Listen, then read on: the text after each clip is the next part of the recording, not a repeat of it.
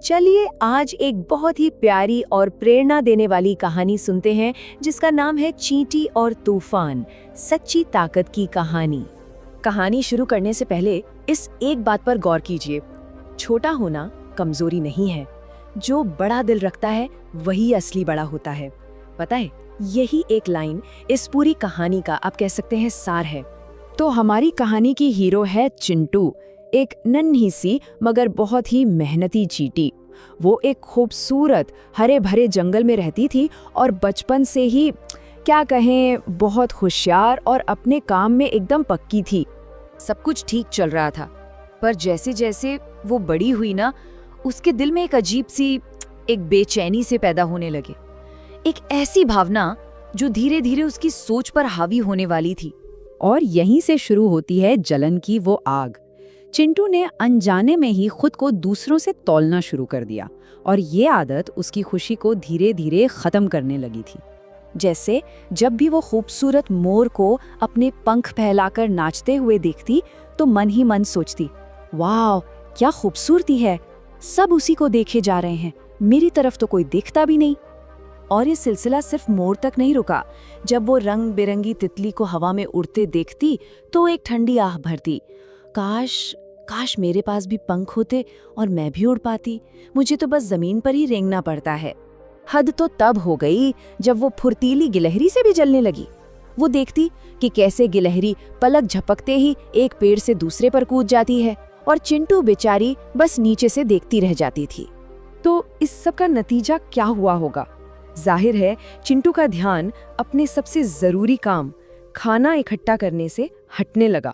वो उदास रहने लगी, अपनी ही धुन में खोई खोई सी। और फिर एक दिन ऐसा आया जिसने सब कुछ बदल कर रख दिया। जंगल में अचानक एक भयंकर तूफान आया और साथ में लाया मूसलाधार बारिश। एक बड़ा संकट दरवाजे पर था। ये कोई हल्की फुल्की बारिश नहीं थी। बड़े बड़े पेड़ ताश के पत्तों की तरह गिर रहे थे, नदी नाले उफान पर थे और पूरे जंगल में बस हाहाकार मचा हुआ था। और सोचिए जरा, जिन जिन से चिंटू को जलन होती थी वो सब आज मुश्किल में थे। बेचारी तितली के पंख भीगकर भारी हो गए थे, वो उड़ नहीं पा रही थी। गिलहरी का घर यानी उसका पेड़ टूट चुका था और वो जमीन पर ठंड से कांप रही थी। और वो शानदार मोर, उसकी रंगीन पूंछ कीचड़ में सनी हुई थी, वो पंख फैलाना तो दूर ठीक से खड़ा भी नहीं हो पा रहा था। पर दूसरी तरफ चींटियों की कॉलोनी वो पूरी तरह से महफूज थी। क्यों? क्योंकि उन्होंने अपनी मेहनत से जमीन के अंदर एक मजबूत घर बनाया था। उनकी मेहनत ने ही आज उन्हें बचाया था। जब चिंटू ने ये सब अपनी आंखों से देखा तो उसके अंदर कुछ बदला। वो सोचने पे मजबूर हो गई, जिनकी खूबसूरती, जिनकी आज़ादी से मैं जलती थी, आज वो सब कितनी तकलीफ में हैं। क्या मैं इनके लिए कुछ कर सकती हूँ? ये एक बहुत बड़ा सवाल था। और बस उसी पल उसने एक फैसला कर लिया। अपनी जलन, अपनी शिकायतें, सब कुछ पीछे छोड़कर उसने मदद करने का फैसला किया। वो फौरन अपनी कॉलोनी गई, सारी चींटियों को इकट्ठा किया और एक मिशन पर निकल पड़ी। उन्होंने एक लाइन बनाकर तितली को अपनी पीठ पर उठाया और एक सूखी जगह ले गईं। फिर उन्होंने कांपती हुई गिलहरी के लिए नरम पत्तों का एक बिस्तर तैयार किया और मिलकर मोर के भारी पंखों से पानी और कीचड़ साफ किया। ये सब देखकर जंगल के बाकी जानवर तो बस दंग रह गए। उन्हें अपनी आंखों पर यकीन ही नहीं हो रहा था कि ये नन्हे नन्हे जीव, ये चींटियां इतने बड़े दिल की मालिक हो सकती हैं। आखिरकार जब तूफान थमा और आसमान साफ हुआ तो जंगल का माहौल ही कुछ और था। हवा में डर नहीं, बल्कि एक दूसरे के लिए इज्जत और आभार था।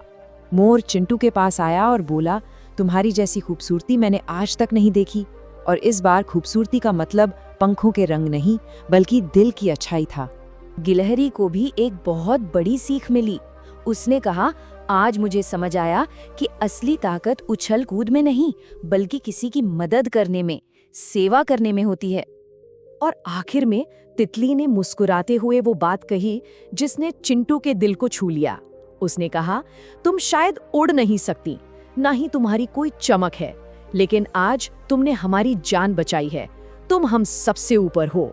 जिंदगी में पहली बार चिंटू को जलन नहीं, बल्कि खुद पर फक्र महसूस हो रहा था। उसे आज एहसास हुआ कि वो जैसी भी है बहुत खास है, बहुत कीमती है। तो इस कहानी से सच्चा मूल्य क्या पता चलता है? यही कि इस दुनिया में हर किसी का एक खास रोल होता है और असली ताकत वो अपनी खूबी को पहचानने और उसका इस्तेमाल दूसरों की भलाई के लिए करने में है। तो याद रखिए, जलन हमें अंदर से खोखला कर देती है, हमें कमजोर बनाती है, लेकिन जब हम अपने अंदर की अच्छाई का इस्तेमाल दूसरों की मदद के लिए करते हैं तो वही चीज हमें सच में खास बनाती है। तो ये कहानी हमें एक बहुत जरूरी सवाल पर लाके छोड़ देती है, हमारी अपनी अनोखी ताकत क्या है? सोचिएगा जरूर।